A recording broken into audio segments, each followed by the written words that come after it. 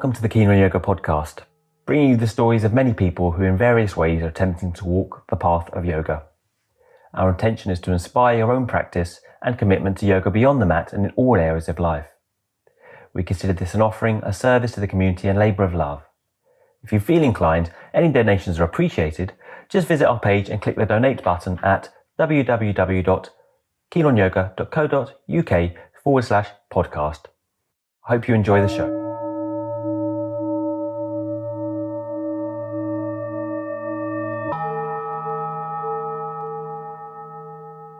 Today's guests on the Keen on Yoga podcast is Anthony Prem Carlisi and Heather Radha Carlisi. They came together in 2007 in Sri Lanka. 2009, the Ashtanga Yoga Research Institute was born in Ubud, Bali. They bring together the teachings and the individualization that Krishnamacharya taught. Working in a personable way, their priority is to make the needs of the individual understood in the practice. Prem is considered a doctor of Ayurveda, and Radha has a deep interest in Ayurveda, particularly in the area of food and nutrition. She loves Ayurvedic cooking and on a regular basis shares cooking classes and nutritional guidance consultations. Prem began learning from Guruji, Pattabhi Jois, back in 1978. Radha's Ashtanga journey began with Chuck Miller and Matti Israti in 1990 at Yoga Works, followed by her first trip to Mysore in 1995. In 2007, Prem completed The Only Way Out Is In, his seminal book on his journey with Ashtanga Yoga, and they currently live and teach from their home in Bali up to this day. Welcome to the Keen on Yoga podcast, Prem and Radha. Hello. Hi. Adam. Nice to see you. Great that you could come. So could you just tell us a little bit about your history with yoga, maybe Prem and then Radha, and how you got into it, how you got into yoga, maybe how you got into Ashtanga Yoga, just to introduce yourself a little bit to the audience. People haven't heard yet. I'm not that. I'm sure they have, but I'm sure on the other hand, it probably comes out a bit different every time, every time you tell it. It may come out a little different, although. Or just make some stuff up. Yeah. Make it more colorful. I was born as a young child in India. Yeah, exactly. Let's see. I got introduced to yoga through some friends of mine in California. And at that particular time, I had heard of yoga. I knew about it, but I wasn't interested necessarily. But these friends seemed to think that I would be extremely enthusiastic about it because it was Ashtanga Yoga. And I was very athletic at the time. I was surfing and playing basketball and quite fit, and took care of myself on a Western level. I had a sad diet, which is, this standard American diet, which is hamburgers, and whatever. Yeah. But I seem to be surviving. Although I was, and I mentioned this in my book too, that I was doing a fair amount of drugs at the time. I was just graduating from university, and there was at that particular time. I don't know, maybe some of your viewers have seen the movie Blow, and it was about cocaine. It was like the cocaine explosion that was happening in Southern California, and I was right in the middle of that. So there was a lot of that floating around in the university, and there was a lot of money there. And so I was going down not a great path. And I could feel it. I could feel it in me that it was a very confusing time for me because I was concerned about where am I going in my life? Like what is this really all about? And I was very troubled about it because I didn't really want to go into the field that I was pursuing, which was education. I was going to go into educating young children. And I really loved being around kids, but I didn't like the way the structure of the educational system was. So I was in this kind of quandrum of like, wow, I'm not really happy with my life and what's going on. And then these two women insisted I come to this yoga class. And I kind of went along with it. and showed up, and I was blown away. I was really touched, because I had never thought that yoga was anything like that. And it was a Mysore room. It was Mysore room meaning self-practice, and it was in a big church. It was a church that was completely gutted out. So there was no seats or anything. It was just carpeted. And there was probably 20, 25 people practicing Ashtanga at that particular time. And there was people doing primary, intermediate, advanced series. And at that particular time, and traditionally the system has been set up, and that's what we do too. When someone's a complete beginner, we have them just watch, just to see if they're, just to watch and see what they're getting into and how it's taught. So I sat on the side and just watched. And I was completely blown away by just the feeling in the room. And so who were the teachers then?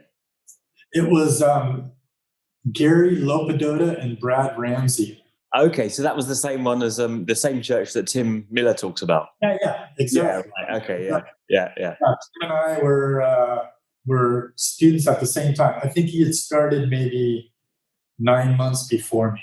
Okay. And we turned out to be roommates, maybe just after that. After Pattabhi Jois came to the school that I was studying at. And that's an interesting story too, because I started practicing the next day. They asked me, hey, okay, so do you want to start? I said, yes. I was really enthusiastic. And then the next day I started, and I learned slowly, but I progressed quite quickly. I was quite proficient at it. Being athletic, and I could touch my toes. I wasn't like super flexible. Yeah. But I did. I held my own, and then after about 3 months of practice, Pattabhi Jois showed up, and there was a buzz when I first started, and I was like, okay, this guy from India is going to come and teach a little bit, and I didn't know what I was getting myself into. So when he showed up, there was this big tribe of people from Hawaii that came, and our room swelled from like 20 people to 40 people. So the room was completely packed, 40, 45 people.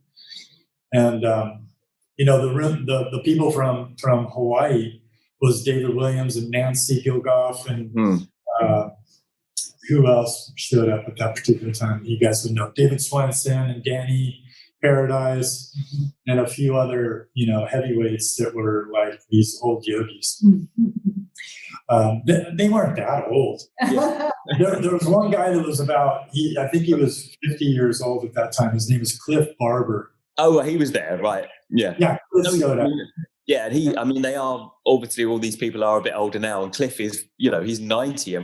He's still living he's 90. He's living in I met Cliff because I was working in Crete a lot, and for 10 years, but I saw him when he was about 80. Yeah. Okay, all right. Yeah, because I showed up and he was 50, and that was like 40 something years ago. But I think at that time he was called Old Cliff, wasn't he? Yeah. What's funny about it is that I'm 65 now. Right. I don't necessarily consider 50 old. I look back at 50, it was like 50's nothing. But for you at the time, it is kind of funny, isn't it? Yeah. That sounds an amazing time. And before getting on to Radha, what was Pattabhi Jois? What were your initial impressions of Pattabhi Jois? And obviously he wasn't teaching the lead class as we know it now, right? That came a lot later. So how, just to kind of sideline slightly, how was that? It's an incredible time that you happen to, have the luck to be involved in. How was it? Yeah, it was amazing. What an opportunity for me to start with someone who basically created this method and had a presence about him. And I think he was about 62 at the time when I met him. So, and he was just getting going, which is really interesting. I've talked to Tim and we talked about wow, when we met Guruji, Pattabhi Jois, he was just getting going. And we were like, oh my God, we're just starting now? Because Tim's maybe a year or two older than me. And but he was robust. Like, he had a lot of energy, and he was very happy to have like this group of students in Southern California. And he was very strong in his presence and his adjustments. Like, he really made you go deep. He pushed really hard, and we were warned about that beforehand. Already at that time, it was already like, okay, yeah. Oh yeah. Right. He really cranked people. And so the teacher, Brad and Gary, they said, like, if he comes up and he starts doing a strong adjustment on you, just breathe, just go with it. Don't resist. Don't fight. And that advice came in handy many, many times because he was quite forceful. And I've never been that sore my whole life, I don't think. That he was there for about 5 or 6 months. Oh my God. So he stayed that long at that time? Yeah, he stayed that long, yeah. All in one go. Oh wow. Yeah. It was quite unique. He stayed with Manju, and he taught at this studio or the church. And then at the end of that, he invited everybody, and I took him up on his invitation and went the next year in '79. And Brad and Gary went, and a few other people from Encinitas went. And that was like the first group of people that ever went to Mysore. Oh, that was it, right. So what about Norman Allen? Was he there before, or? I'm not sure when Norman went there. I think maybe he came a little bit after, because we went in '79, and maybe he came in the early '80s. And Nancy and David Williams? Nancy and David went for the first time in '73, I believe. Oh wow! And then they brought Guruji to America the very first time in '75, and then I was in the second round in '78. Just to get some chronology on it, yeah. Yeah. Incredible. So that's my story in a nutshell. Okay, right. I mean, we could definitely, we'd definitely like to hear more about that. But Radha, can you just tell us a little bit about your background, please? Yeah. Sure. Let's see. So it's not as exciting. It's probably, to be honest. It is exciting. I read, you studied Jakamati, so that's something. He's quite a storyteller too. So right. I'm not as exciting. Let's see. So I started yoga when I was 20, and I didn't really know anything about yoga. It was one of those things where I don't know, like I had no friends doing it, nobody in the family. I was in college, and for some reason I looked it up in the yellow pages. And I found this logo that said Yoga Works. And I thought, oh, that looks kind of cool, and I called them up. It's a catchy name. It was catchy. Yeah. And I called up and I said, hi, I'd like to come do a yoga class. And they said, oh, okay, you come to Ashtanga Prep. So I was like, all right, that meant nothing to me. I thought, what is Ashtanga anyway, right? So I go to the school and I go to this class. And that was when 1990s. It was in something like April of 1990, and it was in Santa Monica, California, which was I don't know how many people will know the school Yoga Works. Yeah, I know it's pretty. It was a big, well known. Yeah. School a long time ago. Yeah. Now I heard it's actually completely closed, but that's another story. Yeah, recently, yeah. But with its original owners, Chuck Miller and Matthias Ratti, right? Yes. Yeah. Actually, so my first teacher at this Ashtanga Prep class was Chuck. Chuck Miller was my first teacher, which was pretty amazing. And I don't know, from the moment I took the first class, I think I told this on another podcast, but I came out of the class and I said to Chuck, oh, I really love that. I think I'm going to be a yoga teacher someday. And he was, I think he was like, he's like, oh, yeah, really? sure. Okay, whatever. So yeah, that was my beginning. So I didn't start with Mysore, actually. I started with like Ashtanga prep classes, and then they got, So it was like a lead. it was like a partial half primary, and then it got mixed in with Mysore. So at one point I was doing like a little bit of both, and some of my earlier teachers were people like Shiva Ray, who was teaching Ashtanga at that time. But again, it was a lot of lead classes mixed in with some Mysore classes, and Mati became a teacher of mine as well. But that was years later, and then Guruji got mixed in there because I studied with Chuck, and I think Shiva. That was in my first 5 years, and then I went to see Guruji 5 years later in 1990. Actually, I think it was the beginning of 96. So like beginning of 96, I went to India. Then I saw Guruji in India, and that was a really amazing experience for me. And then when I came back from that trip, I studied with Mati. And so I had quite a few really prominent teachers in the beginning. You worked with a lot of people at Yoga Works. Yoga Works. Everybody was going through there. Yoga Works was all kind the of prominent teachers of every different discipline was going through there. We were lucky to have, like, for example, like I was blessed to work with Dina Kingsford, like a long time ago, right. You know, and gosh, I mean, you had Tapa Iyengar people, Donna Holloman, Gabriella Jubilaro, Richard Freeman, Tim Miller. I mean, I could go on. I would be afraid to miss some names. There were so many, amazing teachers that I got exposed to. It was really quite a blessing. And you must have met Chuck early on, Prem, when he came. Did he come at that time into the church when Pattabhi Jois was there?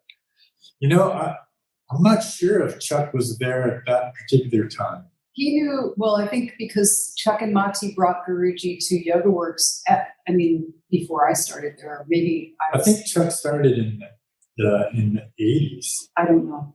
I think Chuck and Richard started in the 80s. Absolutely. Right. So a little bit later than me, maybe a year or two later. But I knew of him for sure. Yeah. And what was your experience? I mean, obviously Matty's passed recently. She was, I was kind of close to Matty. She was a big influence on my practice. How did you find her? Just to, give her a little bit of credit here. Yeah. Was an amazing teacher. I started working with Mati because, let's see, I think it was like 1996 or 7. I had come back from India. And at that point, I was getting asked to teach. Even though I wasn't necessarily pursuing teaching, I was getting asked. And so it was one of those things where I started teaching private classes, and I was teaching in the morning. And somehow, I don't know, I was just like, I think I'm going to go to Mati's class in the afternoon. She used to teach in the afternoon, which typically Prem and I usually don't even advise people to practice in the afternoon. But I kind of stumbled into it, and I felt like she really kind of embraced me in a certain way. And I had never had a female teacher at that up until that point, and for me it was really special to have that. I just felt like I got a different kind of acknowledgement from her, and it was what I needed at that time. And not to mention that, now I can really say, she had so much wisdom that I don't even think I understood as a young student. But now looking back at so many of the things that she would do for her students and the way that she taught, it was really amazing. Like was a very gifted teacher. Surprised she didn't kind of make you understand it. I remember her screaming at me from across the room. What are you doing? No. What are you doing? With her accent. Oh my God, I can't believe that. I can hear her right now. Yeah. And then next moment, I've got some belts around me, and I'm up against the pole. Kind of the pole, after kind of, showing off with some advanced day movement, she just looks and gets me back against the pole. Like, the kind of, so what having had these early experiences, obviously Radha a bit later, Prem super early, I didn't realize quite how early you were. And you kind of experienced a certain kind of quote unquote tradition or the inception of a tradition, and then latterly seeing how that's moved on. I believe at the center that that you're running in Bali, you're teaching from those earlier experiences of it, how you were originally taught. Is that right? Would you like to say something about your feeling of tradition or how you originally taken it? Something around that, perhaps. Yeah, I would say that we approach it from the standpoint of what I believe and feel that Pattabhi Jois wanted to go in the direction of that, and Krishnamacharya, because we've added an element of individualizing it and modifying it accordingly, and taking certain things out and putting some other things in. And I feel that it's the research that we have been doing over these decades has given us the insight into this is what needs to happen. And I feel that Pattabhi wasn't able to convey it as clearly as he could have in regards to individualizing the systematic way in which it was presented. I feel like it was more individualized when we first started, especially in the Mysore setting, the self-practice setting.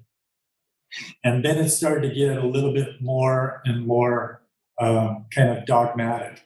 As the decades went on, it became more of a religion, and you have to do it like this, and it's got to go like that. And remembering from the very first time that I started practicing, we had different rhythms. We had different vinyasa counts. We had different drishtis. We had different sequencing. We had different amount of breaths that we were taking. There was a different kind of emphasis on the whole thing. The different in a generalized manner, that everyone was doing something different, or different because he was giving different things to different people. There was a standardization around what we were practicing, but yet he would kind of modify stuff according to the person. And for instance, the breath technique, when I first started, we were doing like around 8 to 10 breaths. Right. And then as the group got bigger, then he condensed it to 5. Yeah. And you learned at 8 breaths also? Yeah, that's how Chuck used to teach it. Oh, okay. I thought it was earlier on for some reason. Well, I'm just saying that, Chuck and Mati also were very much about, Mati especially. Chuck is also a brilliant teacher in his own right, for sure. But Mati was really about the individual, like Prem is speaking about. And I think that that's one of the main things that if someone was to ask us to how to describe our teaching in a is we both feel very, it's really important to us that people get seen as individuals and that they are okay as they are. And whether or not they get to a certain series or do a pose in a certain way, or if we need to modify it or to even take a pose out, it's totally okay. Yeah. And so I think that that's something that Prem and I feel really strongly about. It's about, at the end of the day, it's about healing and wellness. Yeah, fantastic. As opposed to get this damn pose no matter what. So yeah, and how many people can attain that anyway? Yeah.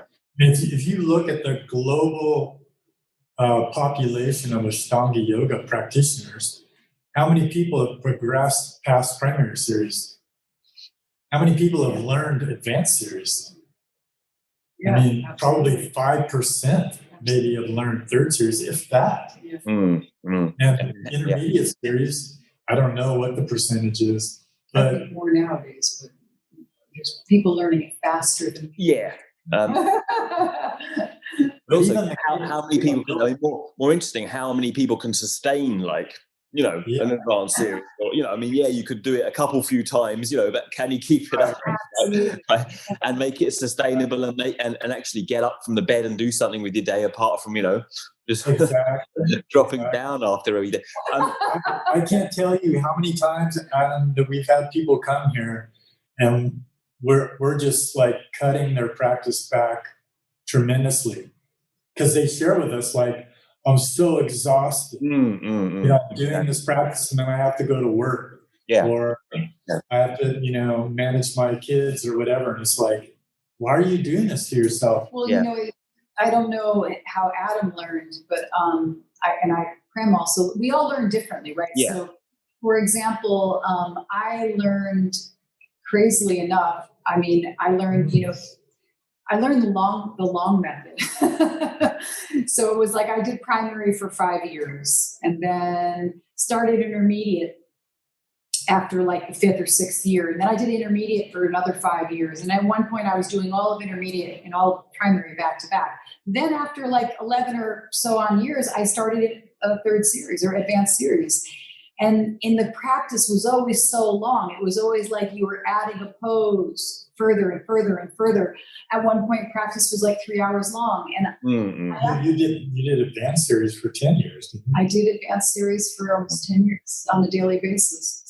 I'm telling you, she's one of the few practitioners in the world that was able to maintain and pursue this practice without like any major injury. And that was part of what you told me that Mati said. Yeah. To the group of people that she was teaching. She said to her group of students once, she said, I want my students to be the first generation of students to not have the kind of injuries that we had at the beginning. And it was really important for her that her students felt good. She was really, really special. And it doesn't mean that she didn't work you hard, like you were saying. Like, oh no, she did. Yeah, she would really command the room and make people work hard, but she respected everybody's limitations. Absolutely. She was extremely respectful to how you felt, and you needed more prodding also. Yeah, she always was prodding me. She, from an Ayurvedic standpoint, she's got like this kapha element. Right. She's got a lot of pitta, a lot of fire. I do. But the kapha, she could be, if she didn't have that constant prodding and discipline.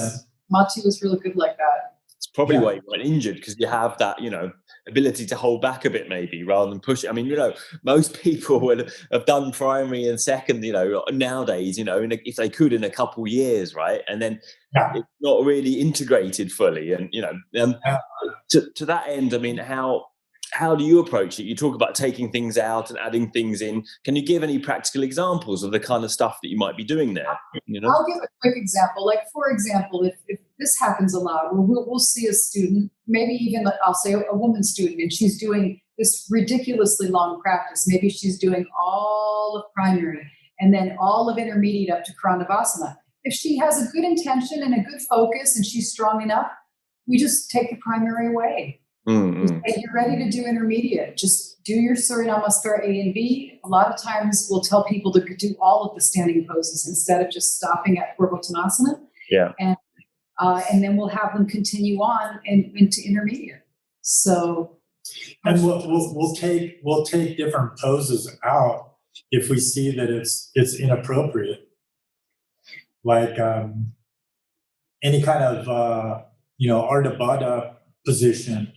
Or if someone's having a knee issue and their hip is they can carry on. They can carry on with a modification and not stop them at that point. If you can't do that pose. Well, I mean, I think I heard from Nancy when I hosted her years ago. She was saying how that, when she originally got the series, the stuff that she couldn't do was taken out. And then gradually as the body became more flexible and, and she got into it more, then the stuff kind of get put back in again, Yeah.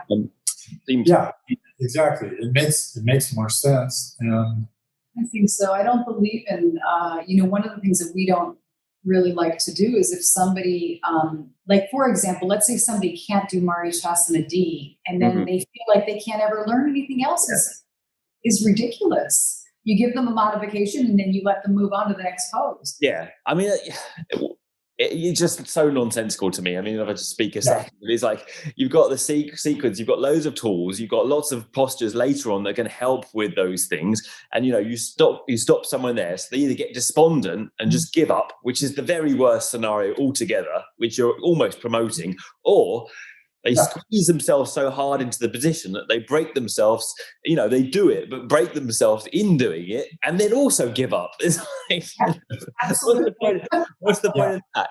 Just to pursue the perfection of a so-called ideal out there somewhere, That's right. It's exactly right. This is the biggest problem with Ashtanga.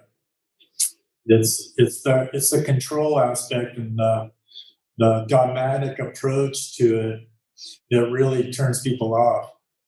But if you look at it in a holistic perspective and really see that anyone who's able to move, I mean, you have to have a certain degree of fitness to be able to do Ashtanga.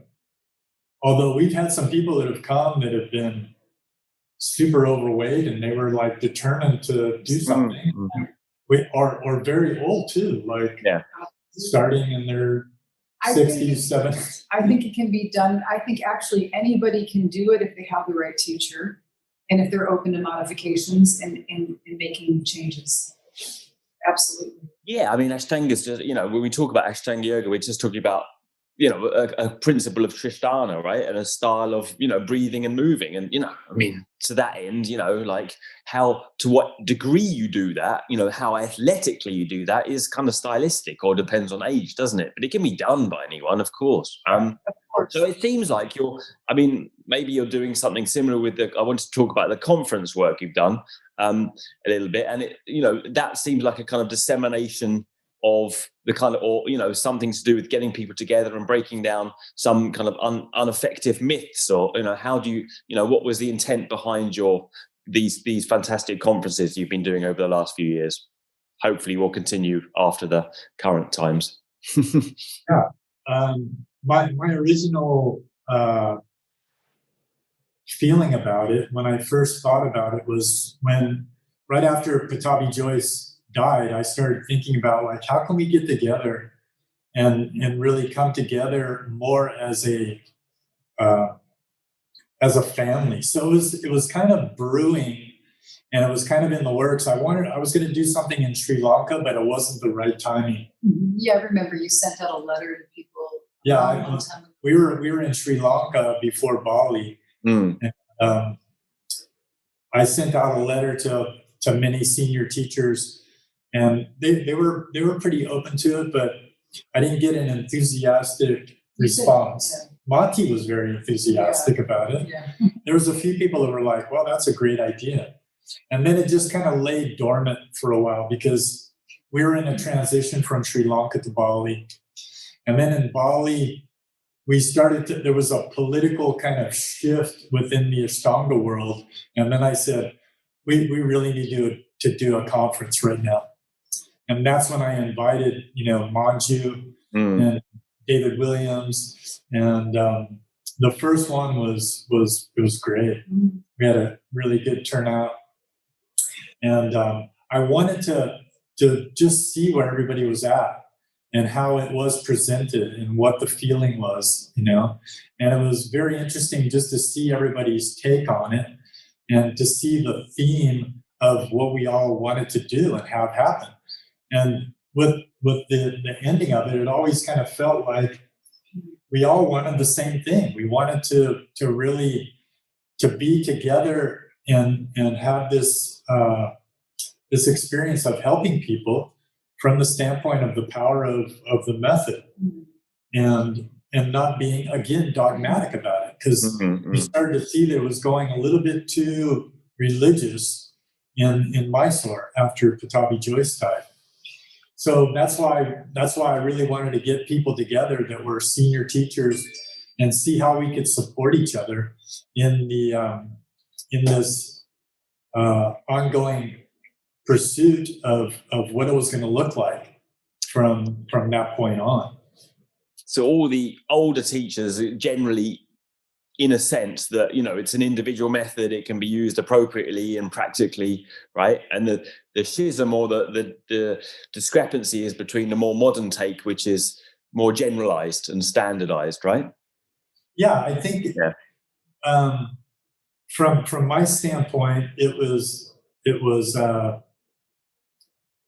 the perspective that I saw that was going on was wanting to be in more of a controlled situation, that it was labeled in a particular way, that you start with samastiti, you end with this, and there's this many vinyasas, and it started to get like very mechanical and everybody do the same thing. And that wasn't my experience from very early on. I could see in myself, and I could see with other people, that we had to shift and change things. And especially when I started learning Ayurveda, it just made a light bulb went off, and it was like, oh my God, this is it. The Ayurvedic element is the individualization of this particular method. Yeah, I really want to use this time to talk about that now. So can I just ask you to explain very briefly the relationship of yoga to Ayurveda and how you might use the Ayurveda to complement the yoga? Sure. Again, it's a very interesting phenomena of the Ashtanga method. When it was put out, there was a buzz going on at that particular time. It was a system that was meant to be taught to young boys, young brahmacharya boys, because they had a lot of sexual energy, and it was some way to get it out of them. Do a lot of vinyasa, a lot of Surya Namaskara between the poses, and it wasn't necessarily something that was to be taught to other people. That was the buzz that was going around within the yoga community, within Iyengar and Deskachar, which was Krishnamacharya's son. And that was even in the early days. That was Oh yeah, right? yeah. Okay. It was like kind of poo-pooed. Like, I remember the very first yoga conference where was it held? It was in California. I think it was in Murrieta or something like that. Trying to think, it was called Unity and Yoga. It wasn't really Unity and Yoga. There was a lot of kind of like, well, my yoga is better than your yoga kind of thing, Right, yeah. And, so we would attend each other's classes, and if you went to an Iyengar class, they'd say, "Why are you breathing like that? You must be an Ashtanga person." So there was a lot of debate at that particular time. Ashtanga is not meant to be taught to anyone other than teenagers, and teenage boys, basically. And I didn't see that.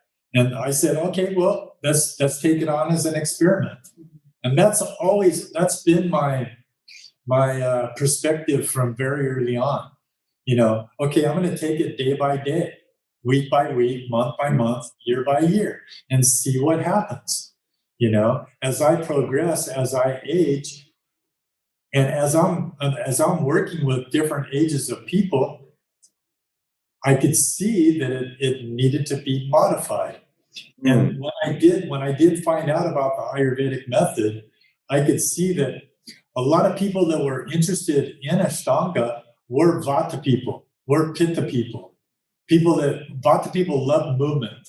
They like a lot of action and movement and intricacy and doing many things at the same time. Pitta people like the order, they like the consistency, they like the intensity of the practice, the focus. Yeah. And and the Kapha people, they weren't really interested in Ashtanga. But if you came into the practice, which most people did, with a constitution of Vata Pitta or Pitta Vata, which was the primary constitution of people entering into this practice, if you just went into it with the mindset and the energy of those doshas operating in you, you are going to hurt yourself. you were going to overdo it. So I started to see that Vata people needed the discipline, but they needed to slow down. They needed to modify and slow down and put it into a context that would help to pacify their Vata, so they wouldn't be, when they were done with their practice, they didn't have like this nervous, fanatic energy. And the Pitta people, they were so fanatic about getting poses, mastering them, getting, shoved into a pose and getting bound into something. And I would completely resist and just say, just be patient. You need to just. But it's a kind of quality, it's like a quality of the way that you would translate the method when you're working with individual people, so you don't kind of enable their tendencies already, right? I mean, exactly. Because if you, again, with as an observer of how it works, that you immediately see people coming into class, and their Vata nature comes out immediately. Yeah.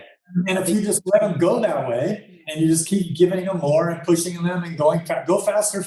Yeah. It's like you're not supporting them in the best way that you could. People show up as they are on their mat. You can see right away within the first class. Yeah. You can see all their tendencies, all their samskaras are there. They're completely visible. Absolutely. So as a teacher, you need to look at each person individually, and how are you gonna really provide them the correct mirror in which they need to see themselves. Yeah. I think it's really important that this concept of individuality is really embraced throughout this method, because the method is it's a series, it's several series, right? But even within the series, you're supposed to follow this pose, follows that pose. There's a lot of pressure for people to fit in the way that they think they're supposed to fit in. And I think that that's one of the things about Ashtanga that I actually think can be very detrimental. Yes. Yeah. It doesn't have to be that way. I know that I might upset people by saying this, but it's like, I find now, after 30 years of practice, it's intelligence to see a student and go, okay, you know what? They need to do this a little bit differently for their health. That's happened all the time. It's hard, isn't it? Because you've got these big numbers now, and you've got, another system of setting up a value judgment, against yourself, or reframing yourself amongst your peers. And I think it can easily lend to exacerbating tendencies that are there, certainly those Vata tendencies or the Pitta tendencies of pushing, competing, achieving, and the practice in that sense, I remember doing, you're at Mysore, you're getting pushed, you've got all these peers around you, everyone's, in a way, it brings out, the effort that you might not make on your own, something, but it's also competitive, isn't it? And so you end up kind of competing against your peers, and you think, well, how did I get here? I started yoga, with dreadlocks and the tie-dye, jumper. I'm ending up as a kind of bad athlete, competing and getting so kind of stirred up on my own head doing advanced day in Mysore that, you go home, you make a smoothie, and I almost blended my whole hand up in the blender, because you're so kind of, shaky. Do you know what I mean? It was crazy. That wasn't really what I signed up for somehow, but somewhere along the way, it can really kind of get corrupted, and before you know it, you're into something completely different to your original intentions, and that's my. We all need to step back and take a look at why are we doing this? What is the point of asana practice? Right. And what's the bigger picture of yoga? And the asana practice, the Ashtanga Vinyasa asana practice, it is a particular method, but you need to really walk sensitively into the world with it if you're going to teach it. Absolutely. And present it in a way that people can digest. Digest is a good word. It's similar like to eating. You try to eat a bunch of food all at the same time, it's not going to digest, right? And so well, you're not going to be nourished. You're not going to be nourished. You may be overeating. You may be a bulimic yogi, like, too many yoga poses and then throwing up when you And I mean, I think also to use the yoga in the world, not make your whole life center around simply the accomplishment of a morning, practice to. Yeah, exactly. To kind of prove yourself to what ends, right? Like to make the yoga work for you in life. And I just wanted, slightly crowbar the conversation, but, I wanted to briefly to touch upon, anxiety and, dealing with difficult emotions. And, Prem, you lost your daughter a few years ago.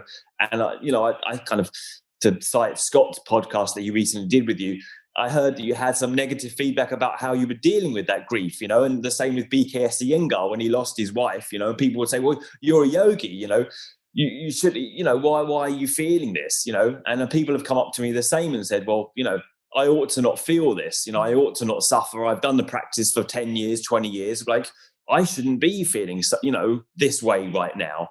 Can you say something about that, to put people's minds at rest a little bit about feelings and yoga and... Yeah. See, again, being a human being, we're set with a particular aspect of who we are, and we have a physical body.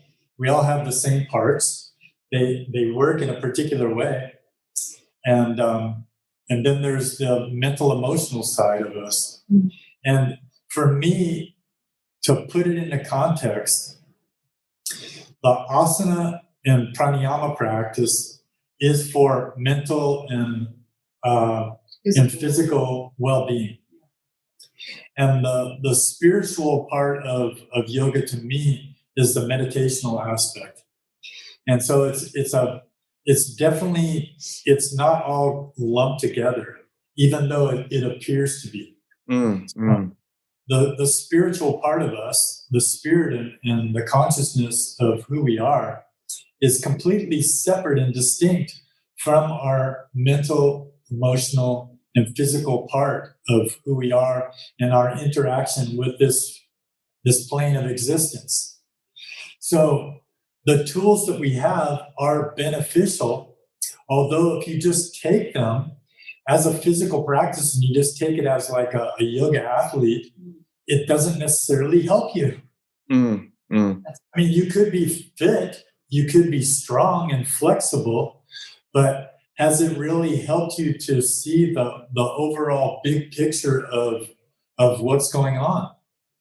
And so that's why it really hit me really hard, because as I said in Scott's podcast, it really humbled me. It humbled me, it humiliated me, because again, I had this set of I've been doing this for decades, and all right, my daughter dies. How am I going to deal with this? And I saw that in the beginning, I handled it pretty well. I mean, I went through it, but then I started to see that, wow, like I was really, really attached to this young girl. And the biological DNA connection of a sibling, someone that you brought into this world, it's really intense. And so the feelings are going to be the most intense. And that's why people would come up to me and say, wow, that's got to be the most horrible thing that a human being could experience. And I have to agree. I can't think of anything worse to experience as a human being is to lose a child. And so it was an opportunity for me to check in and see, wow, okay, what am I doing here? Okay, I have a really good body. I have a sharp, clear mind. I can focus, and I'm pretty intelligent, and we were doing really well. Like we had built this whole place. It's spectacular. Our place here in Bali is amazing. We're in the middle of the jungle. Lots of students were coming. We had great reputation. Everything was flowing, money, everything. And then, boom, my daughter's taken. And in retrospect and looking at this over the last 7 years, it's, attachments are really strong. And it's made me see that our existence here is to withdraw ourselves out of this drama that we're in, and that everything that we're experiencing is just a temporary kind of bleep on the screen. And everything that has happened and is happening was supposed to happen. And so these experiences are part of why we're here. And I could see clearly now that there was nothing that I could have done. There was nothing that she could have done. That it was set on a timeline that on this particular day, at this particular time, she would leave her body. And that's what happened. And then what are we left with? We have to go through all the physical and mental, emotional things that we're left with being a human being and going about that gracefully. And more grace has come to me when I turn and I look within myself and ask for that. And that's my saving grace is the strength and the fortitude for me to carry on has been an inner journey. And the mental, emotional stuff has been, it's been a whirlwind. Did you use yoga to deal with that at all, or did it inform your processing it? What do you do when you have an intensity of feeling? Do you practice or do you not? Or, can you synthesize that? Or Well, I obviously kept practicing. I know that it was something that it saved my physical life. If I wasn't practicing and if I would have dropped everything at that particular point and just said, screw it, I'm going to stop practicing, I'm going to stop eating good, I'm going to stop taking care of myself, I would not be here today. It would have been a slow suicide, but I would not be in the physical condition that I am now. And so it's helped me on that end. But I can tell you, and I can tell everybody that's listening to this, the answer is in meditation and the connection that we have inside. And we need to find that place inside ourselves. And for me, I was blessed enough to have someone come in my life that gave me the answer to go inside. And of course, the stubbornness of my mind, it was like, oh, that's too easy. That's the easy way out. And it's not. It's the only answer to everyone's dilemma, because everyone is going to leave their body at one particular time or another. We're not immortal. We're not physically immortal.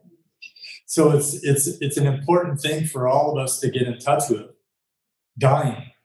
And the practice that I learned, the meditation I learned, is called dying while living. So you actually withdraw the energy from your body and you have an experience of dying. And you bring your attention to the third eye. And you experience light and sound like when you actually die. So I'm more familiar with the process now. And I'm not afraid of dying, which is a biggie. Yeah. And what tradition of meditation was that? If you don't mind. It's called Surat Shabad Yoga. Surat Shabad Yoga. It's the yoga of focusing your attention on the sound current. And the sound current, the sound that is reverberating in us and all around us is the sound of Om. Okay? And we know that.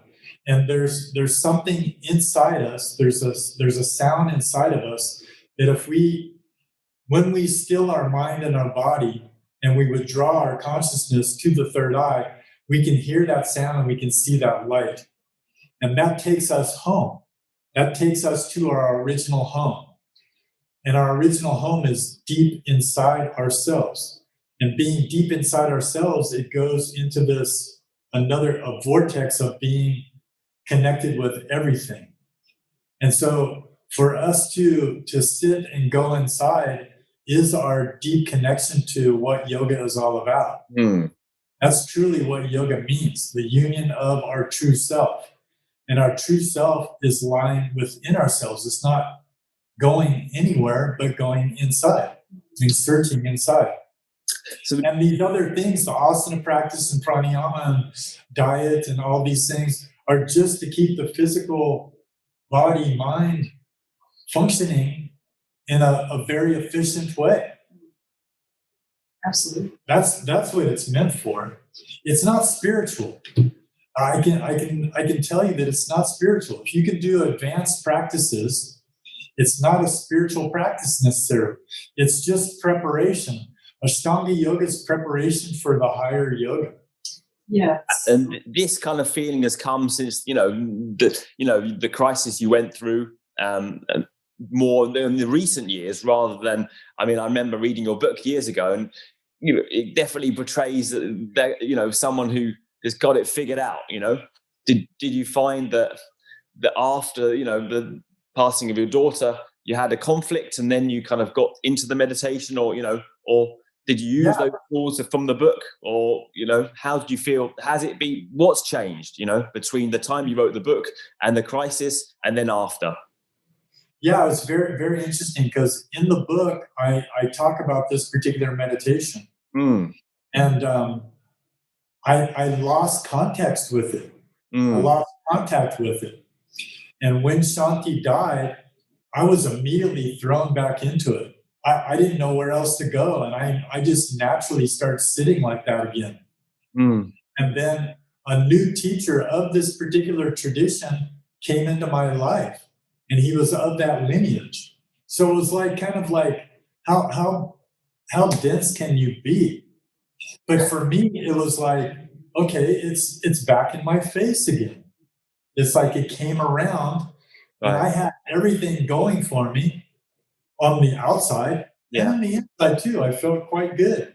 But then it was like, boom, and I just got my bearings cut off because I wasn't in touch with that part of myself. It wasn't a priority.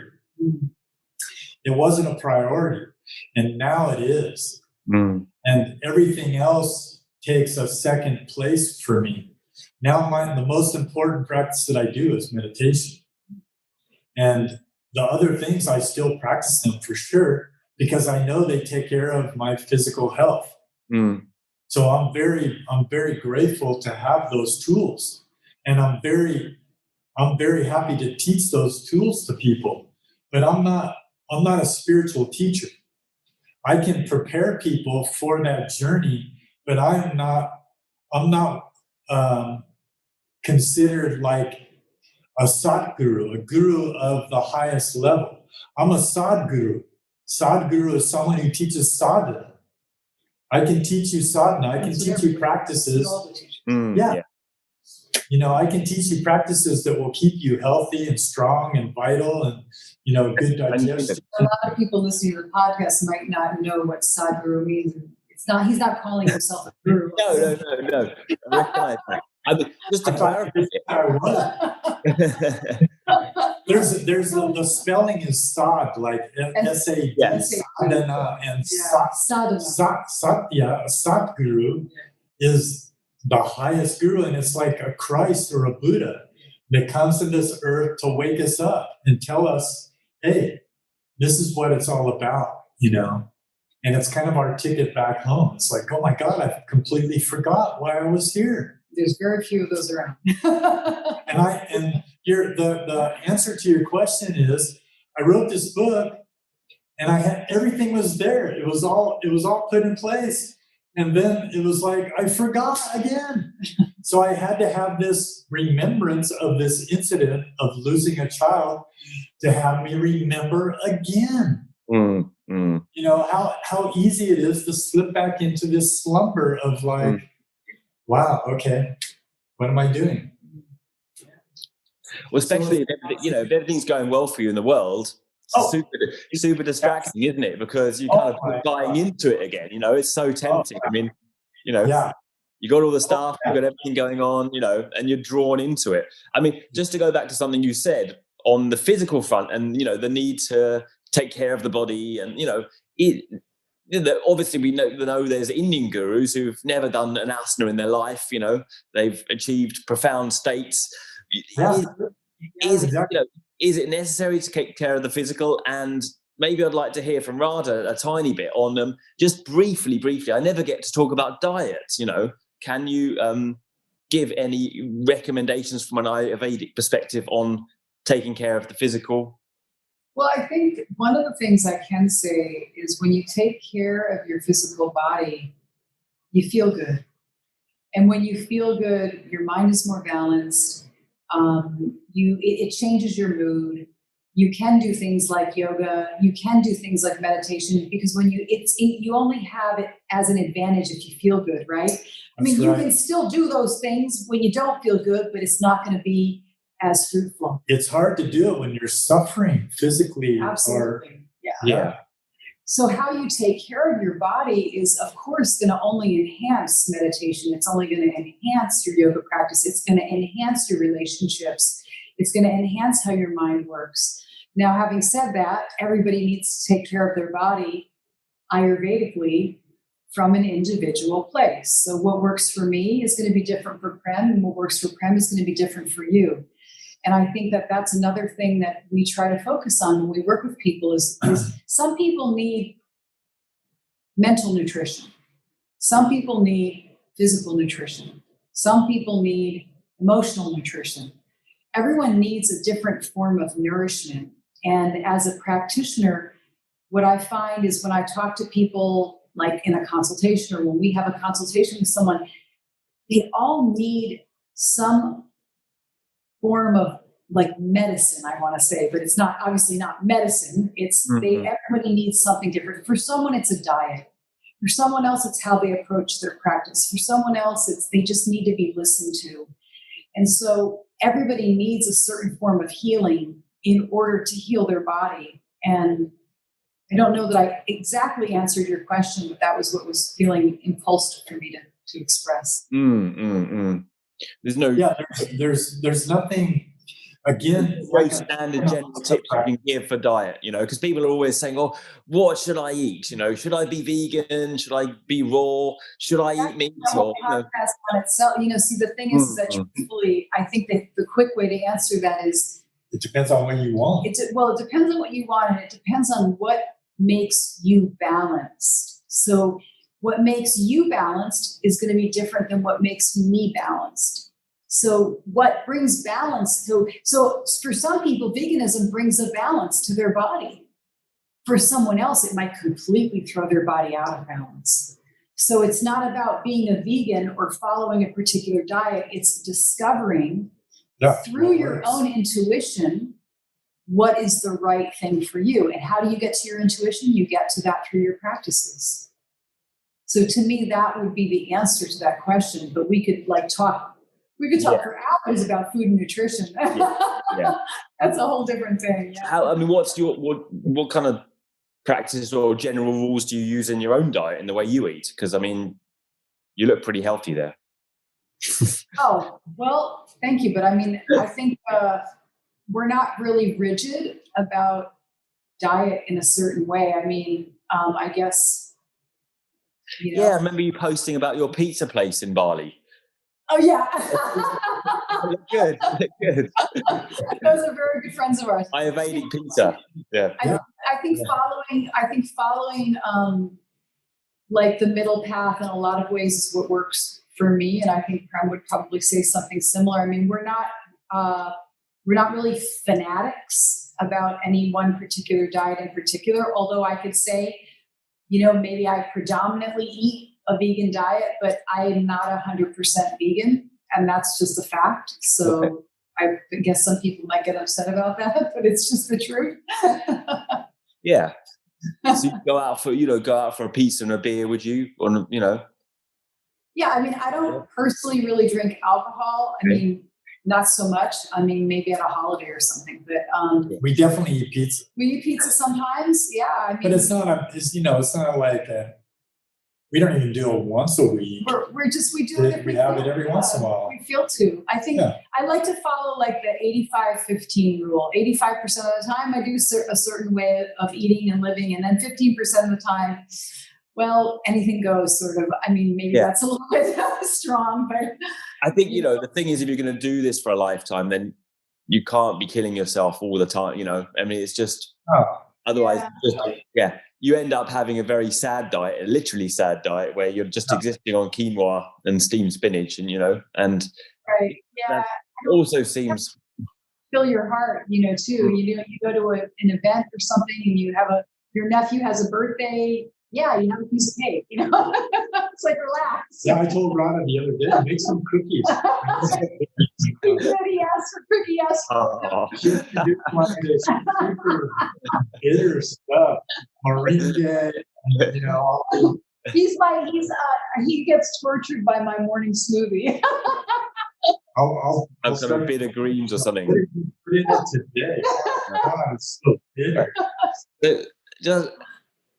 We've kind of almost run out of time on the format of the hour. I just wanted to say on that note, we usually end on saying, I've almost stopped asking this question, but do you have any guilty pleasures? Let's see. Cookies. Cookies. Well, I love chocolate and peanut butter. That would be a guilty pleasure. Chocolate and peanut butter. Together, like a Reese's peanut butter cup. When do you have that? Are you sneaking it? No, I haven't had it for quite some time. But he asked me what a guilty pleasure was. So. Well, you gotta have it. I guess I love Italian food, so a pizza would be a guilty pleasure for me. Yeah, we try to. We both have Italian heritage, so. We have our categories of food is basically we eat for some pleasure, but mostly for nutrition. Mm. And the times where it's like a pleasurable meal is like pizza. It's like a fun food. I wouldn't consider pizza like healthy. No. But it's not going to kill you. So we'll have it every once in a while, but predominantly our diet is super nutritious. Yeah, I mean, I love the food that I cook because I feel like I put my heart into it and I choose the ingredients like with a lot of consciousness. It's not like steam broccoli and throw it on a plate. Like I'm really like, what ingredients do I want to use today? What is fresh in the market today? What can I get? What's the reason I'm making this? So there's a lot of passion in what I'm cooking for us. And so, that also gives me a lot of excitement. I love food for that reason. Yeah. I would not be here if it wasn't for it. I would just be eating toast and cereal. Yes. Well, it's the other way around for us. I was a chef in London, before I started teaching yoga. So, I've always been into cooking. So, but Teresa always jokes, my wife, if it wasn't for you, because I came to Purple Valley, you met Teresa, my wife, at Purple Valley, Prem, before I arrived. But I came as a cook. There. And Teresa always said, if it wasn't for you, I'd just be eating white rice and soy sauce. But that would be her meal. Yeah. But finally, do you have any? What would you say is an inspiration? What is a person, a place, a book, or something that you can say on the top of your head that really, that really inspires me? For me, my greatest inspiration is my guru. His name is Ishwar Puri. And anyone can look him up, and he's got many videos on YouTube. He's 93 years old now. He's very inspiring. He's a powerful man. And he's a light being. He's really full of love and compassion, and that's all he's about. The whole path that he teaches is all about love, and meditation is all about love. It's a loving connection to yourself and to God within yourself, and that's all you need. there's techniques and connection things, and those kind of things the mind likes. The mind likes technique. But truly, honestly, the main thing that we really need is just bhakti, just the love that will connect us. And from that, we're blessed. So Ishwar is, I would highly recommend anyone that has a feeling to check him out. Absolutely. To listen to him speak about life and living. And that's what I would leave with. Yeah, I don't think I could top that, actually, because I've had my own experiences with Ishwar as well. And he isn't an asana yogi at all. Yeah. I mean, he's never done asana. And he's never discouraged us. He came to our center and blessed it. He was here, and he says, keep doing it. Keep teaching people. This is good for their health. He's so humble. Where is he based? He's Chicago. In Chicago, Illinois. He's originally from the Punjab. But he's Indian from birth, but he came to America in the 60s. His teacher told him that there was going to be a big spiritual revolution in America. Mm-hmm. He said that's going to be the next epicenter for spirituality was in America. Mm-hmm. And just in the West, in general, and you can see it, like China and India is becoming more materialistic. Mm-hmm. And the Western countries are becoming more spiritually inclined. Mm-hmm. So, he went to America in the early 60s and connected there. And a beautiful man. Yeah. And he teaches meditation, doesn't charge anything for it. Takes nothing. Spiritual teachers never charge anything. Yeah. Well, I'm going to check him out if I'm ever in the vicinity. Yeah, I will do. Thanks very much for coming and your time, and it's been a pleasure to have you. Thank you. Thanks, Thank Adam. you so much, Adam. It was really great. Thank you.